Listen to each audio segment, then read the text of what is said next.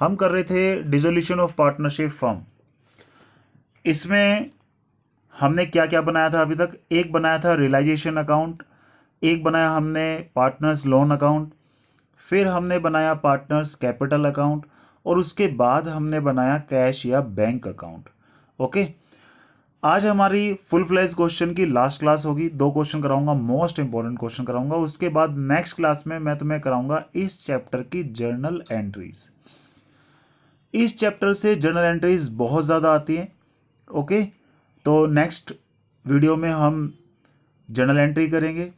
आज मैं तुम्हें, क्योंकि लास्ट क्लास है इसकी डिसोल्यूशन ऑफ पार्टनरशिप फर्म की, तो एक बार और फॉर्मेट में समझा दूं कि सबसे पहले जब रियलाइजेशन अकाउंट बनाते हैं तो कैसे बनाते हैं। 2 मिनट लूंगा, ज़्यादा नहीं लूंगा आपकी, उसके बाद क्वेश्चन पे आएंगे सीधा। रियलाइजेशन अकाउंट जब बनाते हैं, सबसे पहले जितनी भी एसेट दी होती हैं उनको यहां से यहां क्रॉस ट्रांसफर करते हैं उनकी बुक वैल्यू पे, यानी कि जो वैल्यू बैलेंस शीट में दी होगी उसी वैल्यू पे यहां पर क्रॉस ट्रांसफर करेंगे इन आइटम्स को छोड़कर। ठीक है, अब क्यों क्रॉस ट्रांसफर करते हैं? क्रॉस ट्रांसफर इसलिए करते हैं जिससे कि सारी एसेट के अकाउंट हम क्लोज कर दें। क्योंकि बेटा हम क्या कर रहे हैं? डिसोल्यूशन ऑफ पार्टनरशिप फर्म, यानी कि पार्टनरशिप फर्म अब हो रही है बंद। तो नेक्स्ट ईयर तो हमें किसी भी अकाउंट को कंटिन्यू नहीं करना, तो इसलिए सारे अकाउंट को हम क्लोज करते हैं। तो यहां से यहां क्रॉस ट्रांसफर करने का मतलब सारे अकाउंट को हमने क्या कर दिया? क्लोज कर दिया इन अकाउंट को छोड़कर। अब इनको क्यों छोड़ा? बच्चे कहेंगे सर इनको क्लोज नहीं करना। क्या करना है बेटा? इन सबको भी करना है। Profit and loss account, advertisement suspense account हम कहां ट्रांसफर कर देंगे? पार्टनर्स कैपिटल अकाउंट में। ये इनके अकाउंट क्लोज हो जाएंगे ट्रांसफर करते ही। पार्टनर का लोन पार्टनर लोन अकाउंट में ट्रांसफर करेंगे। कैश या बैंक कैश या बैंक अकाउंट में ट्रांसफर करेंगे। तो सारी एसेट्स को यहां क्लोज करेंगे, इन्हें छोड़कर। इन्हें क्यों छोड़ा? क्योंकि इनकी जगह कुछ और है, इनको वहां ट्रांसफर करेंगे हम। फिर लाइबिलिटी, सारी लाइबिलिटी को यहां से यहां क्रॉस ट्रांसफर करेंगे। क्यों करेंगे? जिससे कि लाइबिलिटी के सारे अकाउंट हमारे क्या हो जाएं? क्लोज। क्यों क्लोज कर रहे हैं? क्योंकि नेक्स्ट ईयर इनको कंटिन्यू नहीं करना है। इन्हें छोड़कर जो लाइबिलिटी है सबको क्रॉस ट्रांसफर कर लो, लेकिन इन्हें छोड़ देना है। अब इन्हें क्यों छोड़ना है? ठीक है, इन्हें क्यों छोड़ना है? क्योंकि इनकी जगह कुछ और है, कहीं और है। पार्टनर्स कैपिटल अकाउंट में जाएगा। जनरल रिजर्व P&L भी पार्टनर्स कैपिटल अकाउंट में जाएंगे। वर्कमैन कंपनसेशन रिजर्व भी पार्टनर्स कैपिटल अकाउंट में जाएगा। जितना फ्री रिजर्व है, ध्यान रखना, जिसके अगेंस्ट कोई ना कोई लाइबिलिटी है वो क्रॉस ट्रांसफर यहां होगा और पेमेंट लाइबिलिटी यहां होगी। ठीक है, लेकिन जो फ्री रिजर्व है, जिसके अगेंस्ट कोई भी लाइबिलिटी नहीं है, उसको पार्टनर्स कैपिटल अकाउंट में क्रॉस ट्रांसफर। फिर पार्टनर लोन अकाउंट में जाएगा। ओके, ठीक है। प्रोविजन फॉर डाउटफुल डेट्स या डेप्रिसिएशन रिजर्व भी यहीं पे क्रॉस ट्रांसफर होगा, ध्यान रखना है। कई बार यहां पर क्या होता है, एसेट साइड में डेटर में से माइनस करके प्रोविजन दे रखा है, तो प्रोविजन अपोजिट में लिखना है यहां पर। ओके, अब कोई भी एसेट अगर हम सेल करते हैं तो पैसे आएंगे तो कैश या बैंक के नाम से यहां पर। जैसे कि हमें पता भी है कि जब भी कोई हम बेचते हैं कुछ, तो क्या एंट्री करते हैं? कैश अकाउंट डेबिट करते हैं। तो cash account debit to asset का नाम लिखते हैं, पर एसेट का नाम तो पहले ही क्लोज हो चुका है। अब लिखेंगे टू रियलाइजेशन अकाउंट, यानी कि इसकी जनरल एंट्री क्या होगी? Cash account debit to realisation account. तो रियलाइजेशन अकाउंट में बाय कैश के नाम से यहां पर आ जाएगा।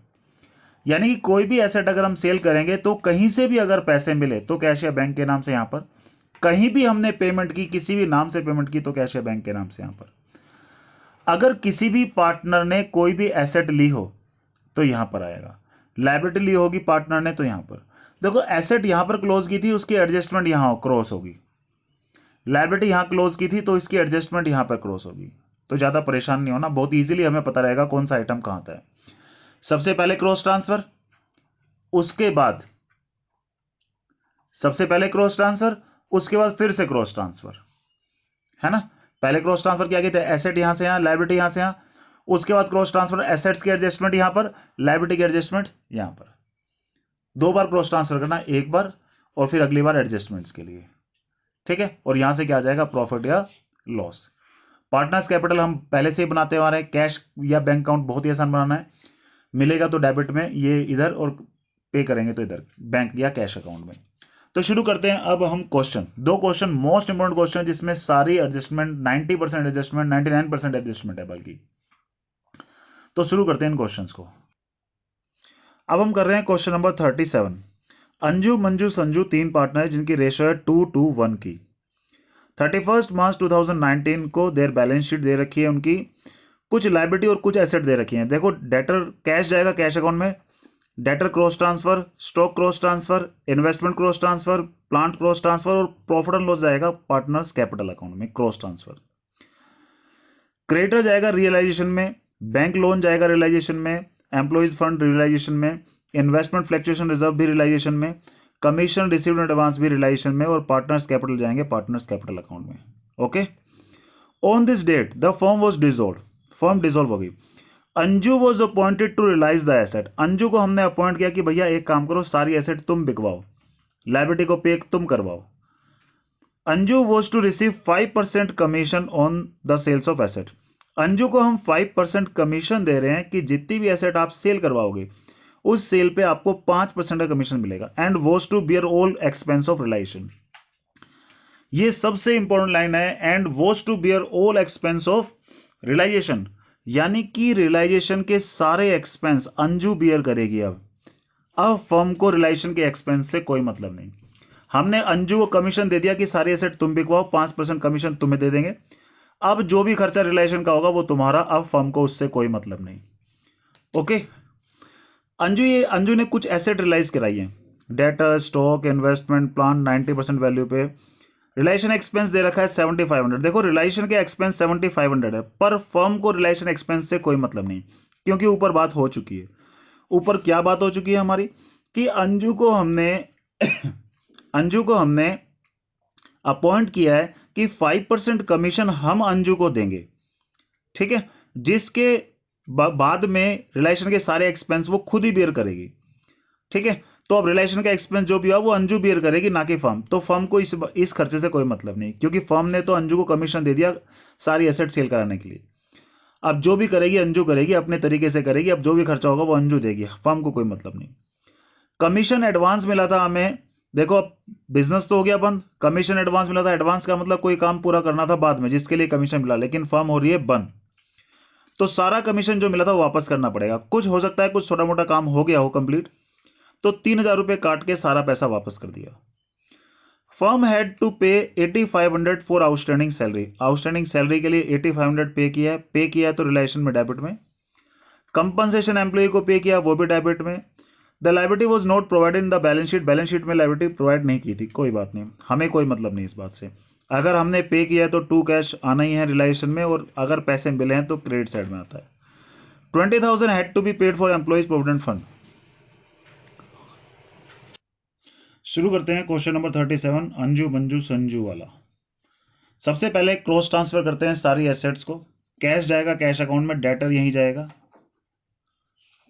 Debtor account 75,000।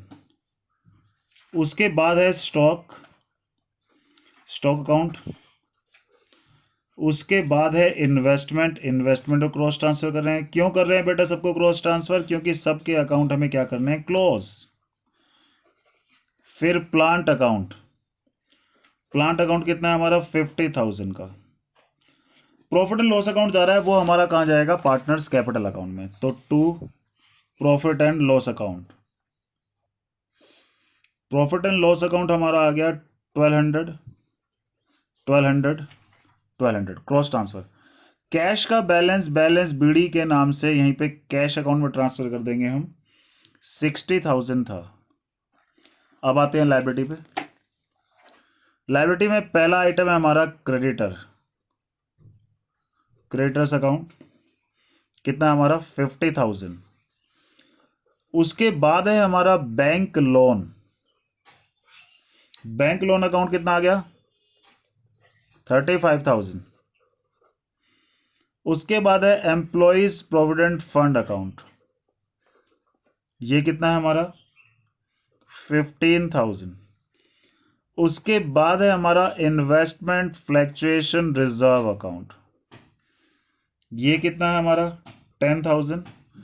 उसके बाद है कमीशन रिसीव्ड इन एडवांस,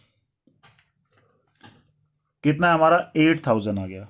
उसके बाद हमारे कैपिटल के कुछ बैलेंस दे रखे हैं, तो बाय बैलेंस बीडी, ये कितना है, 50,000। और साथ में दे रखा है हमारा 30,000। अब आते हैं एडजस्टमेंट में। अंजू को कमीशन मिलेगा सेल के ऊपर, तो जितनी भी अंजू सेल करेगी उस पर कमीशन। एडजस्टमेंट को अलग से पेन से हाईलाइट कर देता हूं जिससे कि आपको पता रहे ये सारी एडजस्टमेंट है। ठीक है, as capital account, Anju Manju Sanju को AMS कर रहा हूं मैं। ठीक है, कमीशन मिलेगा उसको। कमीशन कितना, जितनी भी एसेट बेचेगी उसका 5% कमीशन निकाल देंगे बाद में। उसके बाद ये कह रहा कितनी इसने एसेट बेची है, बाय कैश के नाम से लिखेंगे जो भी एसेट इसने बेच दी है।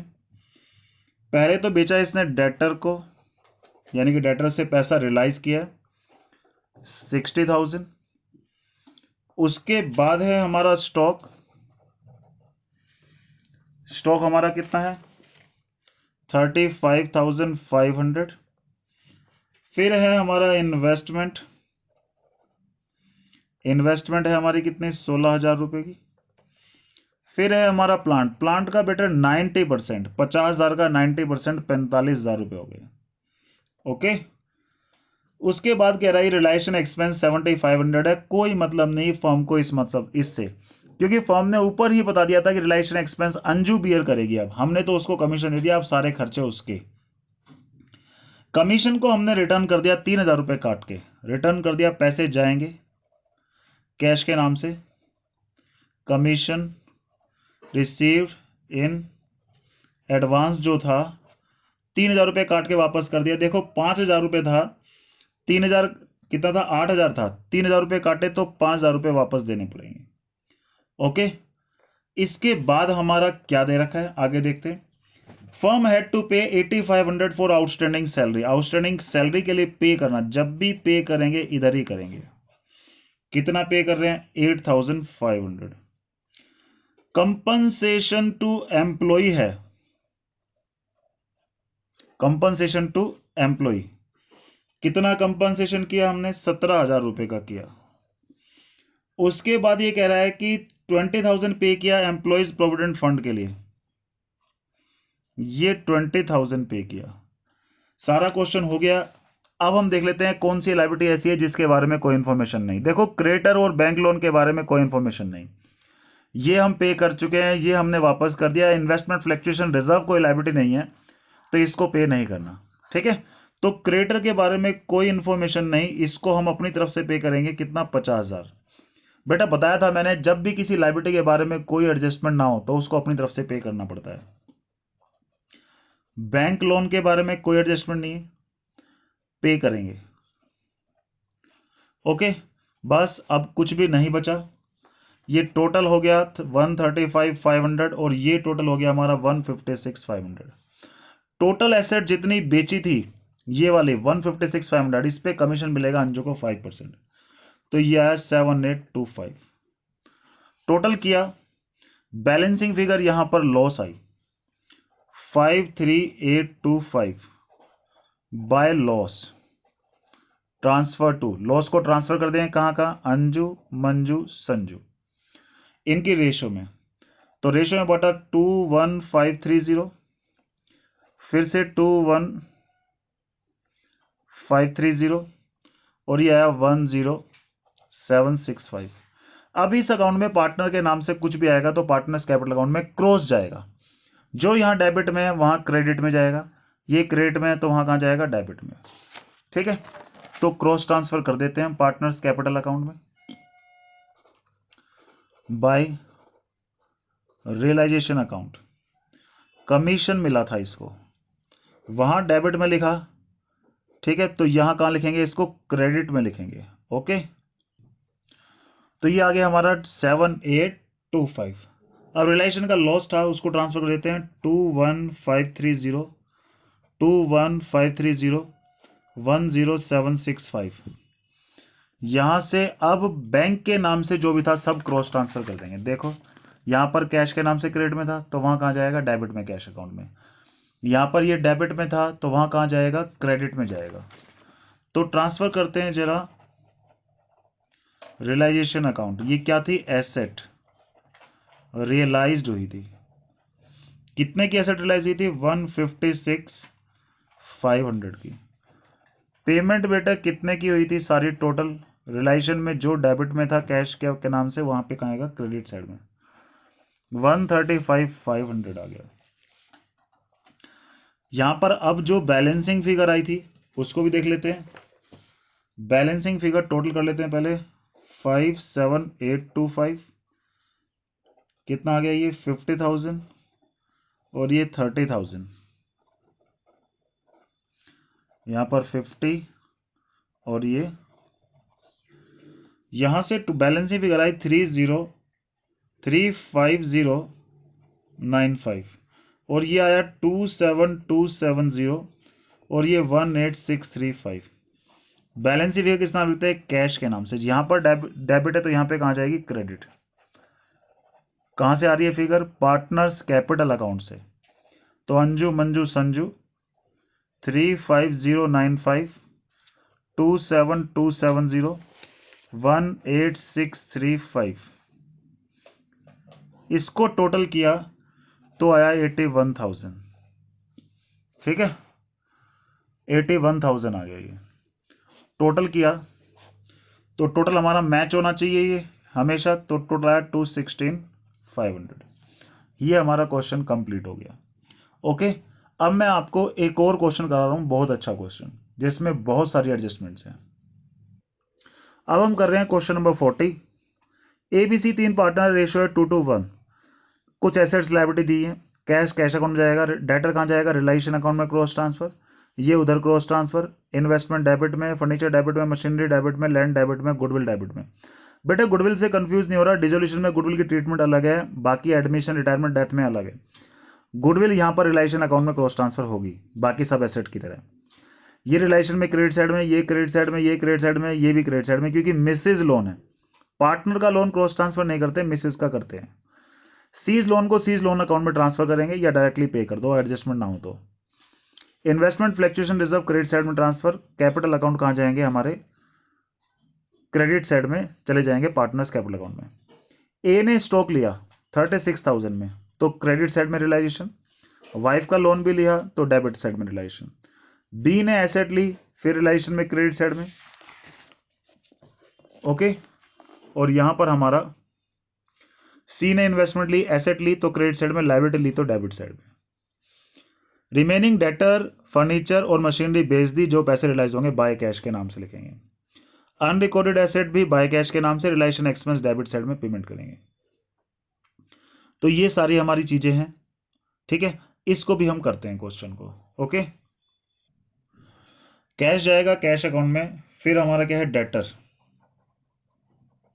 डेटर है हमारा 70,000। प्रोविजन को अपोजिट साइड में लिखते हैं, प्रोविजन फॉर डाउटफुल डेट्स कितना है, 6,000। उसके बाद है हमारा स्टॉक।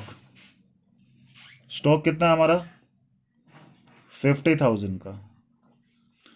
उसके बाद है हमारा इन्वेस्टमेंट। इन्वेस्टमेंट हमारा कितना है, ये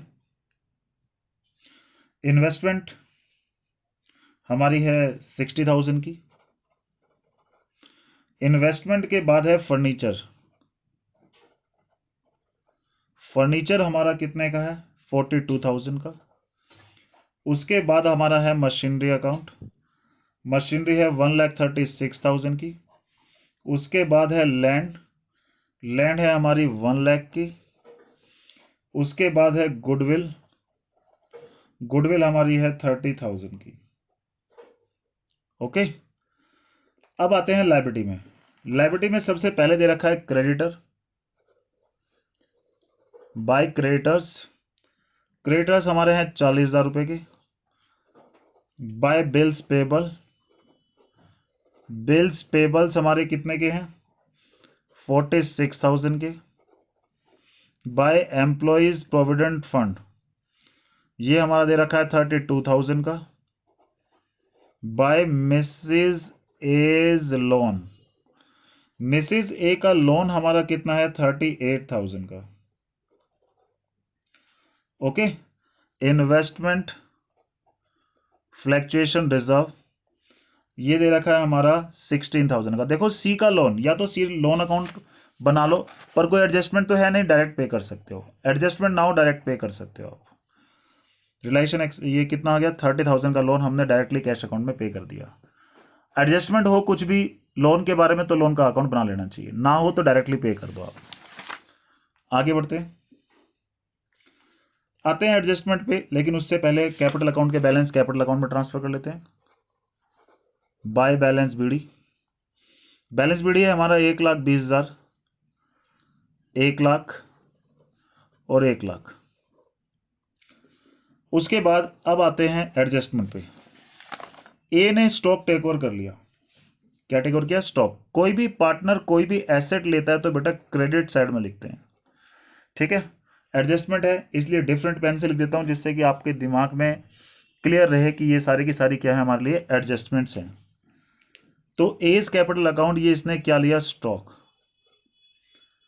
स्टॉक लिया, कितने का स्टॉक था हमारा, इसने स्टॉक लिया 36,000 रुपए में, 36,000 लिख दिया। उसने लायबिलिटी भी ली है, तो एज कैपिटल अकाउंट के नाम से क्या लिया इसने, मिसेज लोन। मिसेज का लोन कितना है हमारा, 38,000 है। आगे बढ़ते हैं, बी ने डेटर लिए, तो बीस कैपिटल अकाउंट के नाम से, ठीक है, हमारे क्या आ जाएंगे, डेटर। डेटर लिए, ठीक है। पार्टनर एसेट लेगा तो क्रेडिट साइड में, लायबिलिटी लेगा तो डेबिट साइड में। डेटर एक एसेट है इसलिए यहां पर आई क्रेडिट साइड में। कितनी आई है, 28,000। सी ने क्या लिया हमारा, इन्वेस्टमेंट। सी ने इन्वेस्टमेंट लिए, तो बाय सीज कैपिटल अकाउंट, और ये ब्रैकेट में इन्वेस्टमेंट 54,000 की। सी ने बेटा लायबिलिटी भी ली है, यानी क्रेडिटर लिए, तो लायबिलिटी लेगा तो यहां पर लिखना है क्या हमारे लिए, क्रेडिटर, ठीक है। कितने क्रेडिटर लिए, हाफ क्रेडिटर, 40,000 के क्रेडिटर थे, हाफ लिए, हाफ मतलब 20,000 के लिए। आगे आते हैं डेटर, रिमेनिंग डेटर रिलाइज हुए। देखो हाफ डेटर तो इसने लिए थे, रिमेनिंग डेटर जो हाफ बचे वो रिलाइज करेंगे हम। डेटर डेटर टोटल थे 75,000 के, जिसमें से हाफ का किस्सा तो खत्म हो चुका है, तो रिमेनिंग जो हाफ बचे, रिमेनिंग कितने बचे, हाफ बचे थे, उसका 60% में रिलाइज हो गया। तो कितने में रिलाइज हुआ ये, 21,000 में रिलाइज हुआ। ओके, आगे बढ़ते हैं। आगे हमारा फर्नीचर रिलाइज हुआ। फर्नीचर भी कैश के नीचे आती रहेंगी सारी चीजें जो कैश में आ रही हैं। कितना रिलाइज हुआ, 30,000 का। फिर मशीनरी भी है, मशीनरी कितने में रिलाइज हुई है, 82,000 में। उसके बाद लैंड भी है, लैंड कितने में रिलाइज हुई है, 1,20,000 में। उसके बाद अनरिकॉर्डेड एसेट भी है, ये कितने में रिलाइज हुई है हमारी, 22,000 में। और ये टोटल सारी एसेट जो रिलाइज हुई है वो हुई है 2,75,000 में। ओके, क्वेश्चन के लास्ट में वो कह रहे हैं रिलाइजेशन एक्सपेंस पे करा है, तो टू कैश रिलाइजेशन एक्सपेंस कितना आया हमारा, 4,000 का। बेटा ध्यान रखना, क्वेश्चन के लास्ट में ये चेक करना है कि जितनी भी लायबिलिटी थी क्या सारी पे हो गई, यहां से लेके यहां तक हमने लायबिलिटी क्रॉस ट्रांसफर की थी, सबको चेक करो। क्रेडिटर हाफ ले गया था, सी हाफ रहते हैं तो हाफ को पे कर दो, जो भी लायबिलिटी लास्ट में रह जाए उसको अपनी तरफ से पे करना है। क्रेडिटर का हाफ तो ले गया था सी, तो रिमेनिंग हाफ जो बचा उसके बारे में कुछ नहीं लिखा था तो हमने पे कर दिया। बीपी के बारे में कुछ नहीं लिखा, हमें अपनी तरफ से पे करना पड़ेगा, ये आ गया बीपी। एम्प्लॉइज प्रोविडेंट फंड के बारे में कुछ नहीं लिखा, अपनी तरफ से हमें उसको पे करना पड़ेगा। मिसिस एज लोन ये ले गया था। इन्वेस्टमेंट फ्लैक्चुएशन रिजर्व की पेमेंट करते नहीं क्योंकि ये तो रिजर्व है, ये कोई लायबिलिटी नहीं है। टोटल कितना है हमारा, 1,02,000। जब आप इसकी बैलेंस शीट फिगर निकाल रहे हैं तो यहां से बैलेंस शीट फिगर क्या आ रहा है, loss by loss transfer to, कौन कौन पार्टनर है हमारे, ए बी सी। ए का लॉस कितना आया, 30,800, 30,800, 15,400। अब इस अकाउंट में पार्टनर के नाम से कुछ भी है तो हमें कैपिटल अकाउंट में क्रॉस ट्रांसफर करना है, यानी कि यहां पर पार्टनर के नाम से कुछ भी आया तो पार्टनर कैपिटल अकाउंट में क्रॉस जाएगा, यानी कि यहां पे क्रेडिट तो वहां पर कहां जाएगा, डेबिट। ये जाएगा डेबिट में, ये डेबिट में, ये डेबिट में, और ये लॉस डेबिट में। यहां पर पार्टनर के नाम से ये है, ये दोनों डेबिट में, तो डेबिट के उल्टे कहां जाएंगे, क्रेडिट साइड में। अकाउंट के नाम से, यानी कि रियलाइजेशन के नाम से आएगा। ठीक है, तो करते हैं इन सबको क्रॉस ट्रांसफर एक एक करके, स्टेप बाय स्टेप। तो सबसे पहला डेबिट साइड को क्रॉस ट्रांसफर कर लेते हैं बाय रियलाइजेशन अकाउंट। क्या था, एक तो मिसेज लोन लिया था ए ने, वहां डेबिट में लिखा, तो यहां पे क्रेडिट साइड में लिख रहा हूं मैं। एक और था रियलाइजेशन क्रेडिटर लिए थे किसने, सी ने, वहां डेबिट तो यहां पे क्रेडिट। अब देखते हैं टू रियलाइजेशन, स्टॉक लिया था किसने, ए ने, 36,000 का। फिर से टू रियलाइजेशन, डेटर लिए थे किसने, बी ने। फिर से टू रियलाइजेशन, इन्वेस्टमेंट ली थी किसने, सी ने, 54,000 की। और रियलाइजेशन का लॉस भी हुआ था, टू रियलाइजेशन क्या है ये, लॉस 30,800, 30,800, 15,400। बैलेंसिंग फिगर देख लेते हैं कितनी आई, ये आ गया टोटल इसका।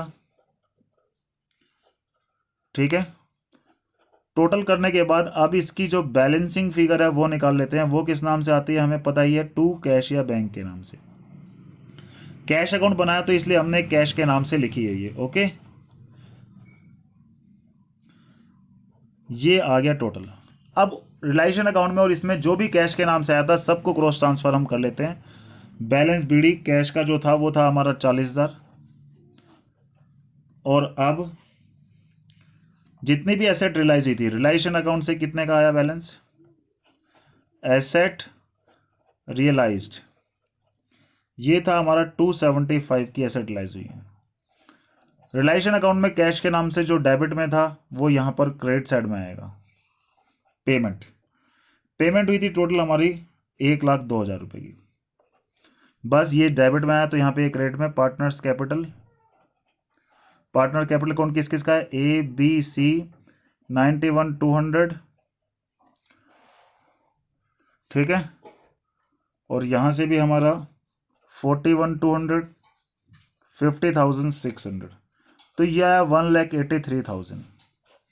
टोटल कर लेंगे हम, ये आ गया हमारा टोटल, हमारा मैच हो गया है। बस ये हमारा खत्म हो गया क्वेश्चन। तो बेटा ये दो क्वेश्चन मोस्ट इंपॉर्टेंट थे, ये हमने कर लिए। डिस्क्रिप्शन में इस चैप्टर का पूरा लिंक मैं दे दूंगा, आप इस पूरे चैप्टर को ध्यान से देख सकते हैं। और नेक्स्ट लेक्चर में हम पढ़ेंगे जर्नल एंट्रीज। जर्नल एंट्रीज जितनी भी होंगी इस चैप्टर की वो हम करेंगे, पहले रूल समझेंगे फिर हम उसके क्वेश्चंस करेंगे। ठीक है, उसके बाद ये चैप्टर कंप्लीट हो जाएगा और नेक्स्ट चैप्टर हमारा रहेगा नॉन प्रॉफिट ऑर्गेनाइजेशन का। ओके बेटा, तो आप इन सबको अच्छे से कर लो, कोई डाउट आएगा पूछना।